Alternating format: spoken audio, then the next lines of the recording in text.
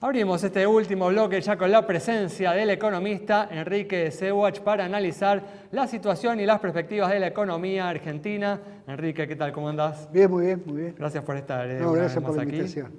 Estamos viviendo las primeras semanas de un año que presenta importantes interrogantes en materia económica y uno de ellos es qué va a suceder con la elevadísima inflación que se ubica en torno al 100%. ¿Va a cumplir, Enrique, el gobierno la promesa de bajarla a estos niveles tan elevados? Bueno, el primero es una promesa bastante extravagante, ¿no? Esto de un punto cada 75 días es algo que los economistas no escuchamos a menudo, esta precisión tan extraña, ¿no? Pero bueno, es una anécdota. Sí. A ver, la Argentina tiene una inflación macroeconómica, digamos, ¿no? Sí. Entonces, la macroeconomía de la Argentina te da una inflación de 80-90% anual. Vos mirás al Banco Central, que es el que finalmente define la tasa de inflación, y tiene la emisión para cumplir el déficit fiscal, tiene la emisión para liberar el IX para que los bancos o los inversores compren títulos deuda pública, y además compra deuda pública en el mercado secundario. Tiene el dólar soja que le genera emitir más de lo que corresponde. Después, cuando lo absorbe pagando tasa de interés, y tasa de interés que está creciendo, está aumentando. Cuando vos mirás todo eso, la inflación de Argentina es eso, es 80-90%. Tiene un elevadísimo déficit fiscal, ¿no? Sí, aunque el déficit cayó, pero cayó por las malas razones, justamente por la inflación. Entonces, es la contracara. Si vos bajás la inflación, te empeora el déficit. Tal cual. Pero decía, en ese contexto, a eso se te suma algún mes estacionalmente a favor, como fue noviembre, porque la sequía hacía que bajara el precio de la carne, que no haya subido, o como ahora, que el precio de la carne se recupera porque empieza a haber lluvias, etcétera, con lo cual puedes tener un mes de 4 o 5%, o más cerca de 4, porque apretaste los controles o porque postergaste algún aumento, etcétera. Pero la inflación de Argentina hoy está entre el 5 y 6% mensual, más cerca de 6 que de 5, y creo que va a ser difícil en este año que eso cambie sustancialmente, más allá de que algún mes tengas un buen número, ¿no? Bueno, y la preocupación de la gente es si los salarios no van a poder seguir, ¿no?, el ritmo de la inflación, o si van a quedar por detrás. Claro. Bueno, el problema es que, a ver, si vos tenés un salto en la tasa de inflación, los salarios pierden por definición, porque el ajuste salarial no es instantáneo, claro, siempre tiene algún rezago. Y más ahora que están haciendo acuerdos, digamos, con la tasa de inflación prevista, entre comillas, o presupuestada, y después van a tener que cubrir ese rezago. Ese mismo rezago te hace parar el salario. Ahora es un año electoral, como es un año electoral, el gobierno va a intentar forzar un aumento salarial, supongo que más cerca de las elecciones, no sé si de las PASO, o de octubre, o de noviembre, o de cuando fuere.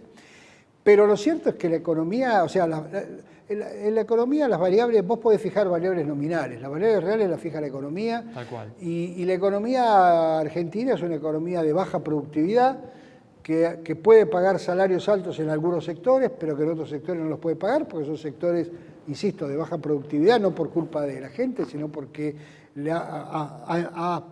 se ha deteriorado la educación, la formación de la gente, la capacitación. Bueno, además, Enrique, políticas económicas que han desincentivado la inversión en estos últimos 10 años. Sí, claro, por supuesto, ¿no? Que la contracara o sea, si vos bajás la inversión, bajás la productividad automáticamente.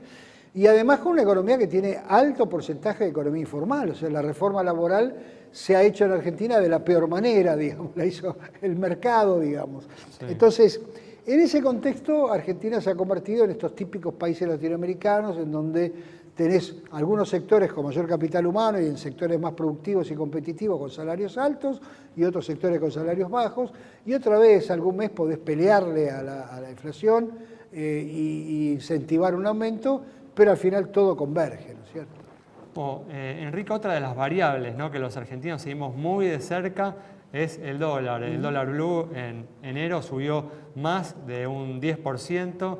¿Cuáles son tus expectativas, ¿no?, en materia de la moneda americana? Sí, bueno, el dólar blue subió, es cierto, subió más del 10%, pero si vos tomás los dos picos, el de octubre del 2020, cuando llegaba a 200 y parecía que sería el fin del mundo, y la vicepresidenta habló de los funcionarios que no funcionan, etcétera, y le dejó hacer un ajuste a Guzmán de 3-4 meses, o tomás el dólar de junio de la crisis del año pasado, pasado, en donde parecía así efectivamente que venía el fin del mundo. Este dólar está por debajo de eso. Esos dólares valían, no sé, el de 2020 vale como 600 pesos y este valdrá 450 o algo así. Tal cual. O más. O sea que estamos muy mezclados o muy metidos en la nominalidad. Lo que sí importa del dólar es la brecha, porque la brecha te define primero el sector externo en términos de exportaciones e importaciones, porque una brecha del 100% o del 90%, todos los importadores se agolpan en la puerta del Banco Central a ver si consiguen el dólar de 190 y todos los exportadores dicen, no, a 190 no quiero vender. Y este año además se agrava porque tenés, al contrario del año pasado, tenés una caída por la sequía de las exportaciones agrícolas, quizás sea un poco menos de lo que se esperaba porque ha mejorado, o por lo menos se frenó la caída por las lluvias de las semanas pasadas, pero va a ser una caída importante. Tenés menos importaciones de energía si el gasoducto se termina a tiempo, o más o menos, pero aún en el neto te da por abajo.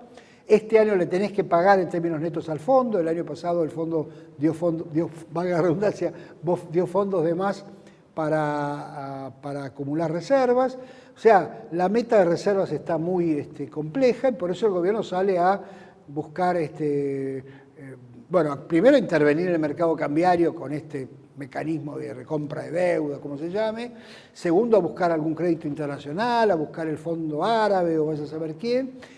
Y quizá lo más efectivo sea, o efectista sea algún crédito, de la línea de crédito con Brasil.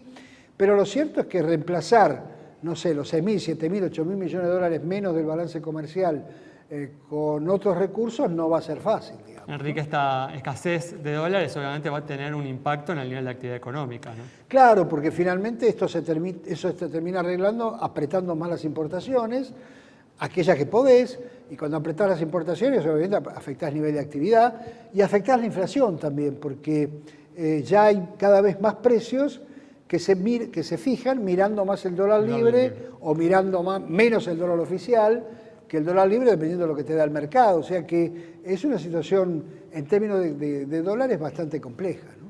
En este sentido, entonces, ¿cuál es la expectativa que tenés en materia de actividad económica para este 2023? No, yo creo que este año va a estar por debajo del año pasado. Es decir, el año pasado tuvo una combinación de rebote más rebote estadístico, digamos, ¿no?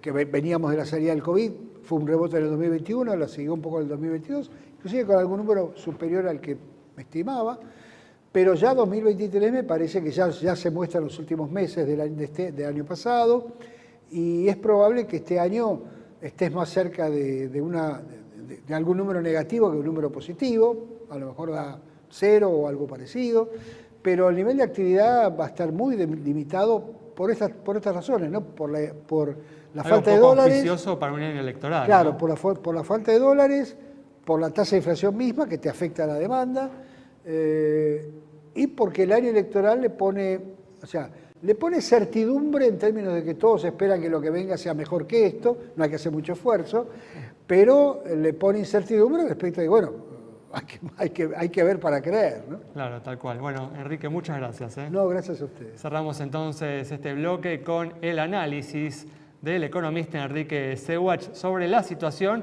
y las perspectivas de la economía argentina. Nos reencontramos el próximo miércoles a las 20:30 aquí en Metro.